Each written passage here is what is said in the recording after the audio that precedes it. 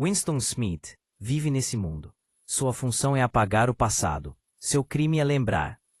Nesta condensação, você vai viver a experiência completa do livro que definiu o termo Grande Irmão. Criou o conceito de novilíngua e nos alertou. A liberdade não se perde de uma vez. Perde-se palavra por palavra, verdade por verdade, silêncio por silêncio. Esta é a história do último homem que tentou pensar por si mesmo na Oceania, e do que aconteceu com ele.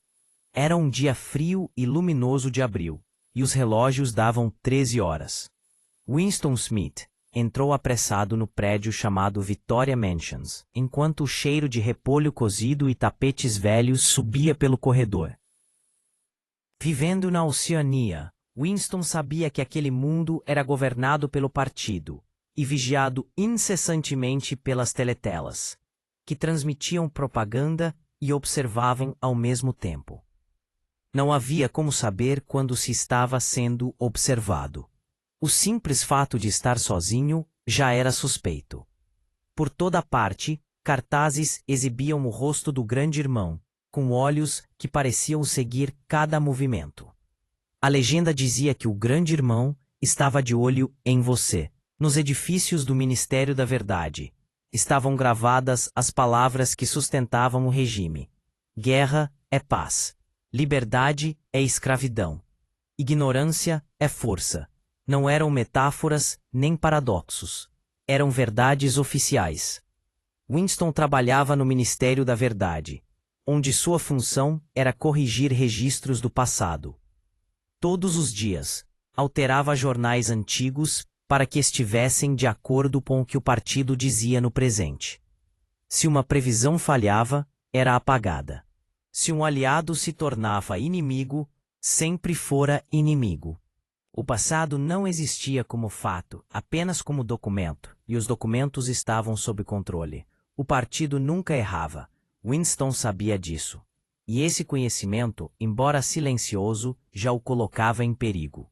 A vida prosseguia sob vigilância total. Até os sonhos eram perigosos. A polícia das ideias podia detectar expressões faciais durante o sono. Winston sofria com pesadelos recorrentes, um campo escuro, uma figura materna protegendo uma criança, e uma voz que dizia: "Não se preocupe, você logo estará conosco." Era o único passado que sua memória ainda retinha, um passado antes do partido. Mas até isso ele duvidava. Seria uma memória real ou apenas um desejo? Em seu pequeno apartamento, havia um canto onde a teletela não alcançava totalmente. Ali, Winston começou a escrever em um diário. Escrever pensamentos próprios era crime. Ainda assim, escreveu. Não para registrar fatos, mas para preservar a própria mente. As palavras que surgiram foram simples e fatais. Abaixo o grande irmão. Ele sabia que aquilo bastava para condená-lo. O crime do pensamento não implicava morte. O crime do pensamento era a morte. A sociedade estava dividida em 3 partes. O partido interno, pequeno e poderoso. O partido externo, ao qual Winston pertencia. E os proletas, a maioria da população, mantida na ignorância, entretida por distrações baratas. Winston acreditava que se houvesse esperança, ela estaria nos proletas, mas eles não sabiam que eram oprimidos, e quem não sabe, não se rebela. O partido controlava a linguagem por meio da novilíngua, reduzindo palavras para reduzir pensamentos. Sem palavras para expressar liberdade, não haveria como pensá-la. O objetivo final era tornar o crime do pensamento literalmente impossível. Foi então que Winston conheceu Julia. À primeira vista, ela parecia entusiasmada com o partido. Jovem, ativa, saudável. Winston desconfiou dela. Achou que fosse da polícia das ideias. Até o dia em que ela lhe entregou um bilhete dobrado, com apenas 3 palavras: "Eu te amo." O amor naquele mundo era subversivo. Criava vínculos que não passavam pelo partido. Criava lealdade que não era dirigida ao Estado. Winston e Julia passaram a se encontrar em segredo. Primeiro em lugares improvisados, depois em um quarto alugado, acima de uma loja de antiguidades. Ali não havia teletela. Ali, Winston sentiu algo próximo da liberdade. No quarto acima da loja, havia coisas que não pertenciam ao presente. Um papel de parede florido, uma cama de dossel, uma lareira que funcionava. O antiquário, o Sr. Sherrington, parecia um fóssil de outro tempo. Num dia, Winston encontrou um objeto extraordinário, um peso de papel de cristal. Era liso, frio e pesado. É um fragmento de história, disse Sherrington. Winston olhou através dele e teve uma epifania. O passado não mudou apenas nos registros. Mudou dentro das pessoas. Ninguém se lembra de como era antes. Julia, porém, vivia no presente. Para que serve o passado? Perguntava ela, abraçando-o. Para Winston, servia para provar que a loucura atual tinha um começo, e, portanto, poderia ter um fim. Julia odiava o partido, de forma prática. Quebrava regras sempre que podia. Winston, ao contrário, queria entender. Queria provas. Queria saber como o mundo chegara àquele ponto. Havia também O'Brien, membro do partido interno. Inteligente, culto, ambíguo. Winston acreditava, sem saber porquê, que O'Brien partilhava de suas dúvidas. O'Brien confirmou essa impressão. Recebeu Winston e Julia em seu apartamento. Falou contra o partido. Falou da Irmandade, uma organização secreta dedicada à derrubada do regime. Entregou a Winston um livro proibido, atribuído a Emanuel Goldstein. O livro de Goldstein era uma revelação. Explicava o mecanismo. A guerra permanente não visava a vitória, mas consumir o excedente da produção, mantendo a escassez que justificava o controle. O poder não era um meio, mas um fim em si mesmo.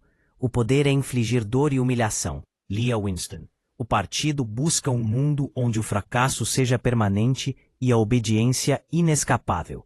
Naquele momento, Winston sentiu-se invencível. Tinha Julia, tinha a verdade, tinha um aliado poderoso.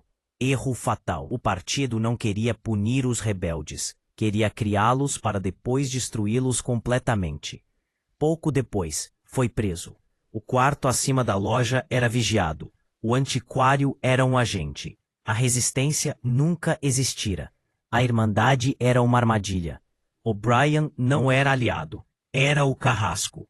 Winston foi levado ao Ministério do Amor, um lugar sem janelas, sem relógios, onde o tempo deixava de fazer sentido. O'Brien explicou que o partido não buscava felicidade nem estabilidade, mas poder absoluto. Não bastava obedecer. Era preciso acreditar. A verdade não existia fora do partido. Se o partido dizia que 2 mais 2 eram 5, então eram 5. A tortura não era apenas física, era lógica. Winston passou a duvidar da própria memória, da própria percepção. A realidade existe na mente humana, dizia O'Brien. Não na individual, que é fraca, na mente do partido, que é coletiva e imortal. Ainda assim, Winston resistia em um ponto.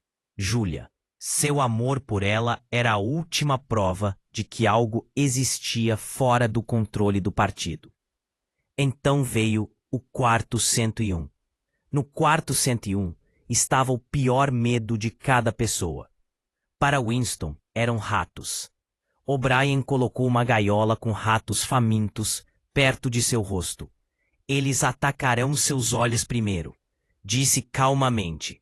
Diante deles, Winston cedeu, não pediu misericórdia para si.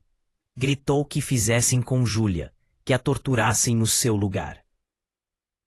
Nesse instante, o partido venceu.